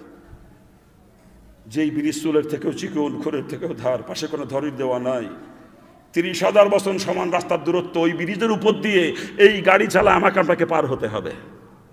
একটু চিন্তা করেন, ওই ব্রিজকে কেউ নিজের ইচ্ছা পার হতে পারবে? ওই ব্রিজ কেউ নিজের ইচ্ছা পার হতে পারবে? আপনারা কি বলেন, পারবে নিজের ইচ্ছা পার হতে? চুলের থেকেও চিকুন, খুরের থেকেও ধার, পাশে কোনো ধর্মী দেওয়া নাই, ও ব্রিজ কেউ নিজের ইচ্ছা পার হতে পারবে না। আমার আল্লাহ পাক যাকে কুদরতের সাহায্যে পার করবে, সেই ব্রিজ পার হয়েও পারে যাবে। আর আল্লাহ পাক যাকে কুদরতের সাহায্যে পার করবে না, সে ব্রিজ পার হতে পারবে না। ব্রিজের নিচে হলো জাহান্নাম, ব্রিজের ওপারে জান্নাত। হাসরের ময়দান আর জান্নাত, এর মাঝে হলো জাহান্নাম, জাহান্নামের উপর দিয়ে হলো ব্রিজটা। ব্রিজ পার ওপারে যারা পৌঁছে গেল তারা জান্নাতি, আলহামদুলিল্লাহ, তারা কামিয়াব হয়ে গেল। আর যারা ব্রিজ পার হতে পারলো না তারা জাহান্নামী, চির নাকাম, চির নাকাম। আর ব্রিজ নিজের ইচ্ছায় কেউ পার হতে পারবে না, নিজের ইচ্ছায় কেউ না। আল্লাহ পাক যাকে কুদরতের সাহায্যে পার করবে সেই পার হবে। আর আল্লাহ পাক কাকে কুদরতের সাহায্যে পার করবে ব্রিজ, রাসূল হাদিসের মধ্যে তাও জানিয়ে দিয়েছেন। আমার রাসূল পরিষ্কার করে জানিয়েছেন, যেই ব্যক্তি 5 ওয়াক্ত নামাজ সময় মতো গুরুত্ব সহকারে আদায় করবে, আমার আল্লাহ বিজলির আকারে ব্রিজ তাকে পার করে দেবে, বিজলির আকারে। এখানে হাদিসের মধ্যে বিজলি শব্দটা উল্লেখ করেছেন রাসূল, মানুষের বুঝতে সুবিধা হয়। বিজলি যখন আকারের এক কোণা চমকায়, মুহূর্তের মধ্যে আর এক কোণা যে শেষ হাত দেখা যায় না, যায় ওরকম 5 ওয়াক্ত নামাজের প্রতি যত্নবান যারা হবে, ওরা ওই ব্রিজের গোড়ায় গিয়ে দাঁড়াবে, দাঁড়ানোর সাথে সাথে মুহূর্তের মধ্যে আল্লাহ পাক কুদরতের সাহায্য পারে নিয়ে পৌঁছে দেবে বিজলির আকারে। আর যারা নামাজের প্রতি যত্নবান হবে না, তাদের ব্যাপারে আল্লাহ পাকের কোনো ওয়াদা নাই ব্রিজ পার করার। কথা ঠিক কিনা? যারা বলেন ঠিক কিনা? এগুলো বিশ্বাস করেন? এগুলো বিশ্বাস করেন? ওই ব্রিজ পার হওয়ার একমাত্র হাতিয়ার হলো 5 ওয়াক্ত নামাজ। বিশ্বাস হয়? আমার রাসূলের হাদিস, আমার বাপের ঘরের কথা না, রাসূল বলছেন যে 5 ওয়াক্ত নামাজ সময় মতো গুরুত্ব সহকারে আদায় করবে, আল্লাহ পাক তাকে বিজলির আকারে ব্রিজ পার করবে, বিজলির আকারে। এছাড়া আর কেউ পার হতে পারবে না। কথা ঠিক কিনা? ও ব্রিজ কি আমাদের সামনে না পিছনে? ব্রিজ আমাদের সামনে না পিছনে? ব্রিজ যদি আমার আপনার সামনে থাকে আর ওটা যদি পার হওয়াই লাগে, 5 ওয়াক্ত নামাজ লাগবে। কথা ঠিক কিনা? জোরে বলেন। এই বিশ্বাস যদি কারো অন্তর একবার পয়দা হয়, সে জীবনে নামাজ কাজা করতে পারে? তার নামাজ জীবনে কাজা হতে পারে? আজকে তো মুসলমান নামাজই পড়ে না, অধিকাংশ মুসলমান নামাজই পড়ে না। আবার যারাও নামাজ পড়ে তার ভিতরে অধিকাংশ খালি শুক্রবার জুম্মার নামাজটা পড়ে, আর বাদ বাকি খবর নাই। কথা ঠিক না? ওই শুক্রবারে দেখবেন মসজিদের সামনে দিয়ে রাস্তা বন্ধ করে শর্ট বিছিয়ে নামাজ আদায় করে শুক্রবারে, কিন্তু ওই মসজিদে ওক্তে নামাজে যায় দেখেন এক কাতার উপরে না। কি কথা ঠিক না ভুল হচ্ছে? ধরে কান ঢাকা শহরে, বিশেষ করে ঢাকা, গাজীপুর, এই সমস্ত শহর এলাকার মসজিদগুলোতে এই চিত্র প্রতিদিন দেখা যায়। প্রত্যেক জুম্মায়, জুম্মার নামাজের সময় গাড়ি ঘোড়া বন্ধ করে দিয়ে রাস্তার উপর দিয়ে শর্ট বিছিয়ে নামাজ পড়ে, আছে না? ধরে বলেন। অথচ মসজিদগুলোতে ওক্তে নামাজে যায় দেখেন এক কাতার উপরে না। কথা ঠিক কিনা? তাহলে বোঝা যায় যে অধিকাংশ মুসলমান খালি সপ্তাহে 1 ওয়াক্ত নামাজ পড়ে, জুম্মার নামাজটা। কথা ঠিক না? আরে সপ্তাহে 1 ওয়াক্ত নামাজ হলো খ্রিস্টানদের জন্য, আর যে মুসলমান তার জন্য প্রতিদিন 5 ওয়াক্ত নামাজ। কি বলেন? সপ্তাহে 1 ওয়াক্ত নামাজ কাদের? সপ্তাহে 1 ওয়াক্ত নামাজ কাদের? খ্রিস্টানদের। যে মুসলমান তার জন্য প্রতিদিন 5 ওয়াক্ত নামাজ। ঠিক কিনা? যারা বলেন ঠিক কিনা? তবে অল্প একটু পার্থক্য আছে। খ্রিস্টানরা পড়ে রবিবারে। কি বারে পড়ে? খ্রিস্টানরা কি বারে পড়ে? রবিবারে। আর আমার নব খ্রিস্টানরা পড়ে শুক্রবারে। এগেন টাইটেল দিছি আমি নব খ্রিস্টান। কি জন্য দিছি শুনবেন? আমি হিন্দুর ঘরে জন্মেছিলাম, তো আজকে 5 ওয়াক্ত নামাজ পড়ে দিলে আমার নব মুসলিম কয়। আমার টাইটেল নব মুসলিম দিয়েছেন আপনারা নাকি গান?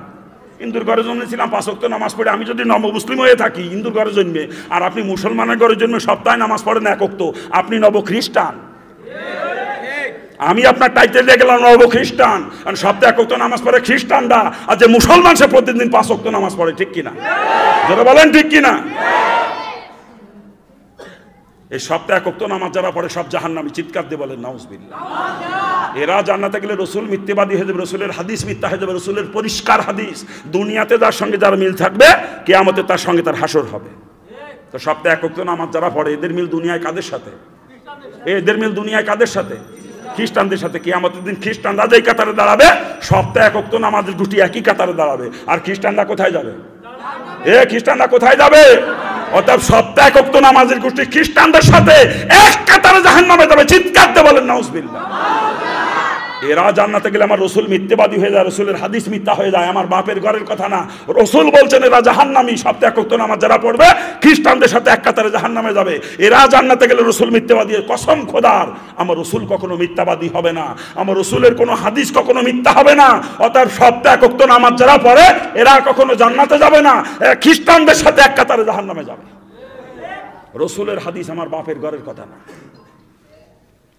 রসুলের পরিষ্কার হাদিস। মাল ফারকু বাইনাল আবদি ওয়াল কুফরি তারকুস সালাহ। মুসলমান কাফের মধ্যে একমাত্র পার্থক্য হলো নামাজ। অর্থাৎ যে নামাজ পড়ে সে মুসলমান, আর যে নামাজ পড়ে না সে কাফের। রসুলের হাদিস আমার বাপের ঘরের কথা না, রসুলের হাদিস। অন্য হাদিসের মধ্যে রসুল বয়ান করেছেন, নামাজ যে পড়ে না ইসলামে তার কোনো অংশই নাই, সে ইসলাম থেকে খারিজ হয়ে যায়। মুসলমান নামাজ না পড়ে কেমনে থাকতে পারে? আমার বেরেনে ধরে না, আমার বেরেনে ধরে না। হিন্দু থাকতে হাদিস পড়ছিলাম, হিন্দু থাকতে এক ওয়াক্ত নামাজ যদি কেউ কাজা করে, কমপক্ষে 2,88,00,000 বছর জাহান্নামের আগুনে সে জ্বলবে। এক ওয়াক্ত নামাজের কারণে 2,88,00,000 বছর জাহান্নামের আযাব ভোগ করা লাগবে। যেই জাহান্নামের আযাব এক মুহূর্তের জন্য সহ্য করার ক্ষমতা নাই, ওই জাহান্নামের আযাব 2,88,00,000 বছর ভোগ করতে হবে এক ওয়াক্ত নামাজের কারণে। এটাকে আমি বানোয়াট বললাম নাকি রসুলের হাদিস? বানোয়াট বলছি না, রসুলের হাদিস। অতএব ওই জাহান্নাম থেকে বাঁচতে গেলে নামাজের বিকল্প নাই। কথা ঠিক কিনা? জোরে বলেন ঠিক কিনা? এতদিন নামাজ পড়ি নাই, চরম অন্যায় করছি, নিজের উপরে জুলুম করছি, তওবা করতে হবে। রাজি আছেন? একটু চোখের পানি ফেলে যদি মাপ চাইতে পারেন, অবশ্যই মাফ করবেন, আল্লাহ অবশ্যই মাফ করবেন। আল্লাহ আশার বাণী শোনাচ্ছে, লা তাকনা তুমি রহমতিল্লাহ বান্দা, আমার রহমত থেকে নইরা আসিস না। এতদিন নামাজ পড়িস নাই, তওবা করে নামাজি হয়ে যা, আমি তোর অতীতের গুনাহ মাফ করে রহমতের কোলে তোকে তুলে নেব। আমরা পারি না তওবা করতে? একটু চোখের পানি ফেলে যে কাঁদতে পারি, আল্লাহ নামাজ না পড়ে বড় অন্যায় করছি, নিজের উপর জুলুম করছি, আল্লাহ তুমি আমাকে মাফ করো। চোখ দিয়ে এক ফোঁটা পানি বের হয়ে চোখের থেকে গলায় নাকের আগে আসার আগে আল্লাহ তাআলা মাফ করে দিবে। আমরা পারবো না একটু মাফ চাইতে? আর অতীত জীবনে যত নামাজ কাজা করছি, সময় মতো কাজা নামাজগুলো আদায় করে দেব। আর আগামীতে নামাজ আর কাজা করব না। নিয়ত করা যায়? নিয়ত করা যায়? আমি একজন মুসলমান, আমি জীবনে আর নামাজ কাজা করব না। নিয়ত করা যায়? কারা কারা নিয়ত করতে পারেন? হাত তোলেন তো একটু দেখি আমি। আল্লাহ পাক সকলকে কবুল করুক, জোরে বলেন আমিন। আমি একজন মুসলমান, আমি জীবনে আর নামাজ কাজা করব না। আমার নামাজ জীবনে কাজা হতে পারে না। আমি খ্রিস্টান নই, আমি মুসলমান, আমি প্রতিদিন 5 ওয়াক্ত নামাজ পড়বো। ঠিক কিনা? আল্লাহ পাক সকলকে কবুল করুক, জোরে বলেন আমিন। জোরে বলেন না আমিন। খারাপ লাগতেছে আপনাদের? খারাপ লাগে বাজান? যে কথা বলতেছিলাম, ও ব্রিজ তো কেউ পার হয় নাই, সব গায়েবে বাজান। ব্রিজের উপরে জান্নাত আর ব্রিজের নিচে জাহান্নাম। ও জান্নাতের শান্তি, নাজার নিয়ামত, জাহান্নামের শাস্তি, আযাব আর গজব আমরা কেউ দেখি নাই, কেউ দেখি নাই, সব গায়েবে, সব গায়েবে। কিন্তু গায়েবের যত খবর নবী রাসূলরা নিয়ে আসছে, সমস্ত খবরকে 100 ভাগের 100 ভাগ বিশ্বাস করা লাগবে। ঠিক কিনা? জোরে বলেন ঠিক কিনা? জোরে বলেন। আর এদিকে তাকান, ওদিকে তাকান কে? বয়ান করি আমি, ওদিক কি? হ্যাঁ, বয়ান করি আমি, ওদিক তাকান কে? সেদিক কি? পরবর্তী বক্তা আসলে তাকে ছাড়িয়ে দেবো মাইক। আমার মাহফিল আর একটা রয়েছে, চলে যাওয়া লাগবে। আমার মাহফিল আর একটা আছে, এ জায়গায় একটু গুছাই গাছায় দিয়ে চলে যাচ্ছি আর কি। কারণ শাহিন আমার মহব্বতের লোক, আমার ছোট ভাই, মহব্বতের ছোট ভাই। শাহিনের মাদ্রাসা এটা। এখানে আমার দাওয়াত দিলেও আসতে পারি, না দিলেও আসতে পারি, যখন তখন। কথা ঠিক না? আইছে ফেরদৌস আইছে।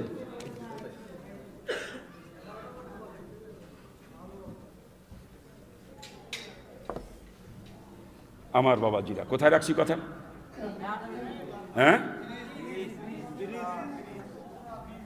বলতেছিলাম গায়েবের যত খবর নবী রাসূলরা নিয়ে আসে, সমস্ত খবরকে 100 ভাগের 100 ভাগ বিশ্বাস করা লাগবে। ঠিক কিনা? যারা বলেন ঠিক কিনা? সমস্ত খবর আমি চোখ দিয়ে দেখতেছি, আমার চোখের সামনে ঘটতেছে। এ আমার দেখার মধ্যে মিথ্যা থাকতে পারে, আমার দেখার মধ্যে ভুল হতে পারে, কিন্তু আসমানি যত খবর নবী রাসূলরা নিয়ে আসছে, এই খবরের মধ্যে বিন্দু পরিমাণের সন্দেহ নাই। ঠিক কিনা? আরে আসমানি খবরের প্রতি বিন্দু পরিমাণ সন্দেহ যদি কারো অন্তরে থাকে, আপনি বেঈমান, আপনি বেঈমান, আপনি বেঈমান। যারা পরিমাণ সন্দেহ থাকলে আপনার ঈমান নাই, আপনি বেঈমান। কথা ঠিক কিনা? যারা বলেন ঠিক কিনা? আল্লাহ পাক সকলকে বোঝার তৌফিক দান করুক। জোরে বলেন আমিন, জোরে কন না আমিন। আর এই গায়েবকে যারা বিশ্বাস করে তারাই হলো ইমানদার। আর ইমানদারদেরকে ডাক দিয়ে আমার আল্লাহ কয় মুসলমান না হয়ে মরে না। তাহলে মুসলমান কারে কয় বোঝা দরকার না? কি মুসলমান কারে কয় বোঝা দরকার না? বাজান, বাপের নাম আব্দুর রহিম, আমার নাম আব্দুল খালেক, অর্থাৎ মুসলমানি করে জন্ম নিছি বলে আমি মুসলমান হয়ে গেছি এরকম না। তাই যদি হওয়া যায় একজনের বাপ ডাক্তার, পোলা মেডিকেল কলেজের বারান্দায় যায় নাই কোনো দিন, সেও দাবি করতে পারতো আমার বাপ ডাক্তার আমিও ডাক্তার। এখন দাবি করলে মানবেন তার দাবি? আপনারা কি মানবেন? একজনের বাপ উকিল, পোলা ল কলেজের বারান্দা দিয়েও চলাফেরা করে নাই কোনো দিন, সেও দাবি করতে পারতো আমার বাপ উকিল আমিও উকিল। এরকম দাবি করলে মানা যাবে তার দাবি? ডাক্তারের পোলাকে তখনই ডাক্তার হিসেবে আমরা মানবো যখন সে নিজে মেডিকেল সায়েন্স লেখাপড়া করবে, ডাক্তারি বিদ্যা অর্জন করবে, ঠিক না? উকিলের পোলাকে তখন উকিল হিসাবে গ্রহণ করবো যখন সে নিজে LLB কমপ্লিট করবে, ল পাস করবে, ঠিক কিনা? ঠিক তদ্রুপ বাজান, মুসলমানের ঘরে জন্ম নেই মুসলমান হিসাবে দাবি করা চলবে না। মুসলমান হিসাবে দাবি করতে গেলে নিজেকে মুসলমান অর্জন করা লাগবে, ঠিক কিনা? আর যতক্ষণ আমি মুসলমান অর্জন করতে না পারবো, ও সমাজের মানুষ আমার যদিও মুসলমান বলে মানবে, বাংলাদেশ সরকারের আদমশুমারির খাতায় আমার নামটা মুসলমানের দপ্তরে ঠিকই থাকবে, কিন্তু কসম খোদার আল্লাহ পাকের দরবারে অতক্ষণ আমি মুসলমান না যতক্ষণ আমি মুসলমান অর্জন করতে না পারবো, ঠিক কিনা? জন্মসূত্রে কোনোদিন ধর্ম পাওয়া যায় না বাজান। জন্মসূত্রে ধর্ম যদি পাওয়া যাইতো, নূহ আলাইহিস সালামের বেটা কেনান মুসলমান হইতো, আর আজরের বেটা ইব্রাহিম আলাইহিস সালাম মূর্তি পূজক হইতো, ঠিক না? জোরে বলেন। জন্মসূত্রে ধর্ম পাওয়া যায় না, ধর্ম নিজেকে অর্জন করতে হয়। অর্থাৎ মুসলমানের ঘরে জন্ম নিয়েই মুসলমান হওয়া যায় না, মুসলমান অর্জন করে মুসলমান হওয়া লাগে, ঠিক কিনা? যারা বলেন ঠিক কিনা? আবার গরু খায় জন্মের খাওয়া, এই কারণে মুসলমান হয়ে গেছি তাও না বাজান। তাই যদি হওয়া যাইতো তাহলে শকুন হইতো সবচেয়ে বড় মুসলমান। কারণ আমি আর আপনি কত মশলাপাতি দিয়ে সিদ্ধ করে রান্না করে নরম বানায় খায়, এরপরেও পেটের ভিতরে যে কতজনের কত অসুবিধা ঘটায় গরুতেই, নাকি কান? কারোর অ্যালার্জি চাতে, কারোর আবার প্রেশারে ধাক্কা মারে, কারোর গ্যাস বাড়ে, কারোর আমসাতে, কারোর কষা হয়, নাকি কান? কি হয় না? এই সিদ্ধ করে নরম বানা খায়, তারপরেও গরুতে অসুবিধা ঘটায়। আর বেচারা শকুন কাঁচা খাইয়ে হজম করে। গরু খাইলে যদি মুসলমান হওয়া যাইতো, শকুন আমার আপনার থেকে বড় মুসলমান হইতো। আরে বর্তমানে হিন্দুরা জম্মের খাওয়া খায়, গরু জম্মের খাওয়া খায়। ওই কুরবানি আসার আগে দেখবেন বন্ধু বান্ধবের দাওয়াত দেয়, এই কুরবানির দিন যাবানি কিন্তু তোকের বাড়ি রাইতে একটু গভীরলি যাবানি, যাতে কেউ না দেখে। কুরবানির দিন আপনার বাড়ি একজন মুসলমান আইছে, তারা আপনি কুরবানি গোস্ত দিয়ে খাবার দিচ্ছেন, 2 টুকরো গোস্ত দিচ্ছেন, আগে ফিরে আর 1 টুকরো দিতে যান, বলবে আর দিস নি, আর পারতিস না, কি বলে না? আর হিন্দুর সামনে দিয়ে দেখেন 2.5 কেজি 3 কেজি সেইটে দেয় একা। কি কথা ঠিক কিনা? তা গরু খাইলে যদি মুসলমান, তাহলে ওগুলো সবই মুসলমান, কি কন আপনারা? হ্যাঁ, আবার সেনুর মাথা কাটছি বলে আমি মুসলমান হয়ে গেছি তাও না। সেনুর মাথা কাটা বোঝেন আপনারা? আরবিতে বলে সুন্নতে খতনা, বাংলায় কয় মুসলমানি, বোঝেন? আপনার এলাকায় কি কয়? আপনার এলাকায় কি কয়? আমার এলাকায় মুসলমানই কয়, কিন্তু গ্রাম এলাকায় গ্রাম্য মহিলারা গ্রাম্য ভাষায় সেনুর মাথা কাটাও কয়। একদিন এক পুকুর ঘাটে দেখছি কয় মহিলা এক জায়গায় কবলা করতেছে, কয় মহিলা এক জায়গায় অমুকির ফোলা সেনুর মাথা কাটছে, অমুকির ফোলা সেনুর মাথা কাটছে, এরা মহিলারা কবলা করে গ্রাম্য ভাষায়। আমার কাছে শুনতে মজা লাগছিল, এই জন্য আমি কথাটা মাঝে মাঝে কই। বর্তমান ডাক্তাররা পরীক্ষা নিরীক্ষা করে পাইছে পুরুষের শরীরে বর্তমানে এমন কিছু রোগের সৃষ্টি হচ্ছে যার একমাত্র ট্রিটমেন্ট হলো খতনা, বিকল্প আর কোনো চিকিৎসা নাই এর। এজন্য ডাক্তারদের পরামর্শ মোতাবেক বর্তমানে অনেক হিন্দু বৌদ্ধ খ্রিস্টানরাও খতনা করাইতেছে, ঠিক না? তা খতনা করাইলে যদি মুসলমান, তাহলে সবই মুসলমান, কথা ঠিক কিনা? যারা বলেন ঠিক কিনা? এই জন্য বাজান, মুসলমানের ঘরে জন্ম নিয়েই মুসলমান হওয়া যায় না, গরু খাইলেই মুসলমান হওয়া যায় না, খতনা করাইলেই মুসলমান হওয়া যায় না। মুসলমানের সাইজ একটু আলাদা। কি আপনারা কি কন? তাহলে মুসলমান কারে কয় বোঝা দরকার না? কি মুসলমান কারে কয় বোঝা দরকার না? মুসলমান ওই ব্যক্তি যার ঈমান আছে, সুন্নাত তরিকায় জিন্দেগি চলে, সেই হচ্ছে মুসলমান, ঠিক আছে? ঈমান আছে, সুন্নাত তরিকায় জিন্দেগি চলে। ইন্নাল্লাযিনা আমানু ওয়া আমিলুস সলিহাত, এই 2টা গুণ যার মধ্যে আছে সেই হচ্ছে মুসলমান, আর এরাই যাবে জান্নাতে, আর কেউ না। আমিলুস সলিহাত কারে কয়? নেক আমল কারে কয়? রসুলের তরিকায় কাজ করার নামই হচ্ছে নেক আমল। পায়খানা রসুলের তরিকা হলে নেক আমল হয়, ঘুম রসুলের তরিকা হলে নেক আমল হয়, ব্যবসা রসুলের তরিকা হলে নেক আমল হয়, রাজনীতি রসুলের তরিকা হলে নেক আমল হয়। পক্ষান্তরে নামাজ যদি রসুলের তরিকার খেলাফ হয়, নামাজও নাফরমানি হয়। রোজা রসুলের তরিকার খেলাফ হলে রোজা নাফরমানি, কথা ঠিক কিনা? রসুলের তরিকায় কাজ করার নামই হচ্ছে নেক আমল। অর্থাৎ যার ঈমান আছে, রসুলের তরিকায় জিন্দেগি চলে, সেই হচ্ছে মুসলমান, আর এরাই যাবে জান্নাতে, আর কেউ না, আর কেউ না। আল্লাহ পাক সকলকে বোঝার তৌফিক দান করুন। আমার বাবাজিরা, এই মুসলমান কারে কয় বিস্তারিত আলোচনা আজকে করতে পারবো না আমি, যেহেতু আর এক জায়গায় ওয়াদা দেওয়া রয়েছে সেখানে যাওয়া লাগবে আমার। কি বলেন আপনারা? আমার পরে আরো ভালো ভালো বক্তা আছে এখানে আজকে, আমার পরে আরো ভালো ভালো বক্তা আছে। আপনাদের দোয়ার বরকতে আলোচনা চলবে ইনশাল্লাহ। কি বলেন?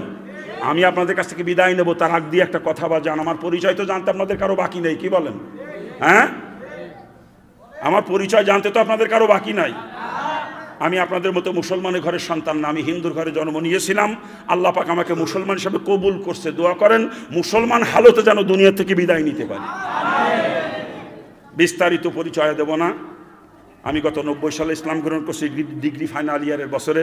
ওই বছরে ডিগ্রি কমপ্লিট হয়েছে, পরে মাস্টার্স করছি, আবার LLB করছি। আমি কিন্তু অ্যাডভোকেটও একজন। আবার মাদ্রাসা থেকে দাওরা পর্যন্ত পড়াশোনা করছি আপনাদের দোয়ার বরকতে। দাওরা পর্যন্ত পড়াশোনা করছি মাদ্রাসায়। আমি নিজেও মাদ্রাসা করছি, আমার মাদ্রাসা দাওরা পর্যন্ত আপনাদের দোয়ার বরকতে। আমি পড়ছি মাত্র 5 বছরে শর্ট করছে এই ঢাকা মিরপুর দারুল রাশাদ মাদ্রাসা, শোনেন নাই? দারুল রাশাদ মাদ্রাসায় পড়াশোনা করছি, 5 বছরে শর্ট কোর্সে পড়ছি দাওরা পর্যন্ত। কিন্তু আমি মাদ্রাসা করছি লং কোর্সে। আমার মাদ্রাসায় দাওরা ফারেক হইতে 14 বছর সময় লাগে। দোয়া করবেন আল্লাহ পাক যেন আমার মাদ্রাসা কবুল করে। বর্তমান 3টা মাদ্রাসার প্রতিষ্ঠাতা পরিচালক আমি। 3টা মাদ্রাসা, তার ভিতরে একটা মাদ্রাসা জেলা মুজাহিদ কমিটি খরচ বহন করে। ওই মাদ্রাসাটা জামাতে কাফিয়া পর্যন্ত, সাথে হেফসখানা কেরাতখানা সবই আছে। আর 2টা মাদ্রাসা, একটা দাওরা পর্যন্ত সাথে হেফসখানা কেরাতখানা আছে, একটা শুধু হেফসখানা এবং নুরানি। এই 2টা মাদ্রাসারও প্রতিষ্ঠাতা পরিচালক আমি, এর খরচ আমার ঘাড়ের উপরে। আর যেটা জেলা মুজাহিদ কমিটি খরচ বহন করে ওটারও প্রতিষ্ঠাতা পরিচালক আমি, প্রতিষ্ঠাতা পরিচালক। ওটা জেলা মুজাহিদ কমিটি খরচ বহন করে, এটা আমাদের জেলা মার কাজ। ওখানে আমাদের মাসিক ইস্তেমা সব গুজারি হয় মুজাহিদ কমিটির, ইসলামী আন্দোলনের, ছাত্র আন্দোলনের, আমাদের যত সংগঠন, সমস্ত সংগঠনের কার্যক্রম ওখানে পরিচালিত হয়। এই জন্য এটা আমার জেলা মার কাজ, ওটার খরচ বহন করে জেলা মুজাহিদ কমিটি। আর বাকি যে 2টা মাদ্রাসা, এর জিম্মাদারও আমি, এর খরচ খরচ আমার ঘাড়ের উপরে আল্লাহ পাক চাপায় রাখছে। দোয়া করবেন আপনারা। আমি দুনিয়ার কুত্তা না, দুনিয়ার কুত্তা না। দুনিয়া কামাই করার জন্য আমি ইসলাম গ্রহণ করি নাই। আমার বাপ কোটি কোটি টাকার মালিক, আমরা 3 ভাই 1 বোন। যদি ভাগের ভাগ সম্পত্তি ভাগ করতাম, ওয়ারিশ সূত্রে কয়েকশো কোটি টাকা সম্পদ আমি ভাগে পেতাম, কয়েকশো কোটি টাকার। এত সম্পদের মালিক আমার বাপ। দোয়া করবেন। জি, নড়াইল লোহাগাড়া থানা নলদি ইউনিয়ন, গ্রামের নাম নালিয়া। ওই গ্রাম আমার জন্ম, আমার বাপের গ্রামের বাড়ি ওটা। দোয়া করবেন আপনারা। আমি দুনিয়া কামাই করার জন্য ইসলাম গ্রহণ করি নাই। দুনিয়া লাথি মারছি ইসলামের জন্য। দুনিয়া কামাই করার জন্য ইসলাম গ্রহণ করি নাই। দুনিয়া কামাই করার যদি উদ্দেশ্য থাকতো, বর্তমান ঢাকায় বাড়ি থাকতো কয়েকটা আমার। ইসলাম গ্রহণ করার পরে যে টাকা আমি এ পর্যন্ত কামাই করছি, চাইতাম যে ঢাকায় বাড়ি করবো, গুলিস্তানের বুকে জমি কিনে কবে 25 তলা 30 তলা বিল্ডিং করতে পারতাম। 26 বছর ধরে বক্তাগিরি করতেছি, 26 বছর বাস করি সেই গ্রাম এলাকায়। আমার বাপের যে গ্রামের বাড়ি, ওই বাড়ির থেকে 12 মাইল দূরে, একই থানার মধ্যে 15 শতক জমি কিনে একটা টিনের ঘর করে সেখানে বসবাস করি, একটা টিনের ঘর। অথচ টাকা কামাই করছি, মুসলমানের ইচ্ছা করলে বহুত কিছু করতে পারতাম। 3 দিনের বক্তারা কি ডাটের প্রাইভেট কার নিয়ে ঘোরে, আর আমি 26 বছর বক্তাগিরি করে এখন একটা গাড়ি কিনতে পারি নাই। আমি দুনিয়ার কুত্তা না, ভুল বুঝবেন না আমাকে আপনারা, ভুল বুঝবেন না। আমি দুনিয়া কামাই করার জন্য মুসলমান হই নাই। আমারে দাওয়াত দিয়ে টাকা বেশি দিতে হয়, এটা নিয়ে অনেকে সমালোচনা করে, হুজুর এত টাকা না, কি করবো বাজান? আমি যে মাদ্রাসা করছি বন্ধ করে দেবো? মাদ্রাসা বন্ধ করে দেবো? এই মাদ্রাসা চালানোর জন্য আমার টাকা লাগে, কারণ আমি কোনোদিন মাদ্রাসার জন্য হাত পাতিনি কারো কাছে আজ পর্যন্ত। 5টা টাকা দেন মাদ্রাসার জন্য, আজ পর্যন্ত হাত পেতে বলি নাই। আমি গুনাহগার যা কামাই করি আর উপযাজকই অনেকে দেয়, এটা দিয়ে আমার প্রতিষ্ঠান চলতেছে। দোয়া করবেন। মাসে বর্তমানে 13-14 লক্ষ টাকা কামাই করি আপনাদের দোয়ার বরকতে। কিন্তু অনেক সময় বাসায় বাজারও করে দিতে পারি না টাকার জন্য, এরকমও দিন যায় আমার। আমি দুনিয়ার কুত্তা না, এই টাকা দিয়ে আমার মাদ্রাসা চলে। দোয়া করবেন। মাদ্রাসার জন্য আজ পর্যন্ত কারো কাছে হাত পাতি নাই 5 টাকার জন্য। উপযাজক হয়ে দিলেনি, কিন্তু হাত পাতি নাই, পাতবো না। চাতি গেলি টাকা দেয় 3 টাকার কথা কয় 33, তো শুনবে কি টাকা? আমি সেই বাপের ঘরে জন্মিছি, 3 টাকার জন্য 33 কথা শুনবো? মাদ্রাসা করেছি, পাল্লি চালাবো, নাহলে বন্ধ করে দেবো, হাত পাতবো না কোনোদিন। দোয়া করেন আপনারা, দোয়া করবেন। আর এখন তো 2 হাত ভরে কামাই করে আল্লাহ পাক দেয়, কিন্তু মুসলমানে কত কষ্ট করছে আপনারা জানেন না। 3 দিন পর্যন্ত একটা দানা পেটে যায় নাই। 3 দিন শুধু পানির উপরে পার করেছিলাম। 3টা রাত ক্ষুধার যন্ত্রণায়, চোখে একটু ঘুম আসে নাই কখনো। পেটে ক্ষুধা থাকলে ঘুম আসে বলেন? চোখে ঘুম আসে? সারা রাত যাই নামাজে বসে চোখের পানি জড়াইছে, দোয়া করছি, আল্লাহ তোমার উপরে বিশ্বাসিত মুসলমান, তুমি তো রিজিকের জিম্মাদার, তুমিই খানার ব্যবস্থা করে দাও। 3 দিন 3 রাত কানতে কানতে আল্লাহ চোখের পানি কবুল করছে, লজিং এর ব্যবস্থা হয়ে গেছে। 4 দিনের দিন লজিং বাড়ি যে ভাত খাইছি, 3 দিন না খাই থাকার পরে। এরপরে টিউশনি করে করে পড়ার খরচ চালাচ্ছি, ডিগ্রি ফাইনাল ইয়ার ইসলাম গ্রহণ করছি, ডিগ্রি কমপ্লিট মুসলমান হওয়ার পরে তারপরে মাস্টার্স করছি, এলএলবি করছি, দাওরা পর্যন্ত পড়ছি মাদ্রাসায়, কোনোদিন চারে না পাশা জনে হাত পাতি নাই কারো কাছে।